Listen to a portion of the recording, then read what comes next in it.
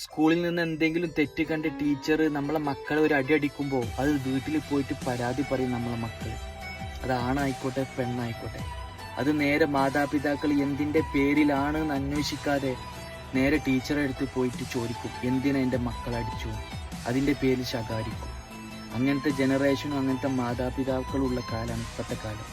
ഇതേപോലെ നമ്മൾ അവരെ തെറ്റ് ചൂണ്ടിക്കാണിച്ചിട്ട് നമ്മൾ തെറ്റ് തിരുത്താതെ അവർക്കൊരു പ്രചോദനമായി നമ്മൾ എപ്പോഴും എന്തിനും സപ്പോർട്ട് ചെയ്ത് കൊടുത്താൽ ഈ അഫാനെ പോലത്തെ കുറേ ആളുകൾ ഇനിയും വളർന്നു വരും. ഈ അഫാനെ പോലത്തെ കണ്ണുചോരയില്ലാത്ത ആളുകളോട് നിങ്ങൾക്ക് ജീവിതം മടുത്തു എങ്കിൽ, അല്ലെങ്കിൽ നിങ്ങൾക്ക് മരിക്കണം എന്നുണ്ടെങ്കിൽ നിങ്ങൾ സ്വയം കുത്തി മരിക്കുക, അല്ലാതെ സ്വന്തം കൂടപ്പിറപ്പുകളെ കൊന്ന് അതിൽ ആനന്ദം കണ്ടെത്തലല്ല. പിന്നെ ഈ അഫാനെ പോലത്തെ കുറേ പേര് നമുക്കിടയിൽ ഉറങ്ങിക്കിടക്കുന്നവരുണ്ട്. അവരിൽ എന്തെങ്കിലും തെറ്റ് കണ്ട് അവർ ഉണരുന്നതിൻ്റെ മുന്നേ അവർക്ക് തെറ്റ് പറഞ്ഞ് മനസ്സിലാക്കി കൊടുക്കുക. ഇത് അവരോട് പറയാം, ഇതിനെ കൊണ്ട് നിങ്ങൾക്ക് നഷ്ടമല്ലാതെ ഒരു നേട്ടവും ഇല്ല.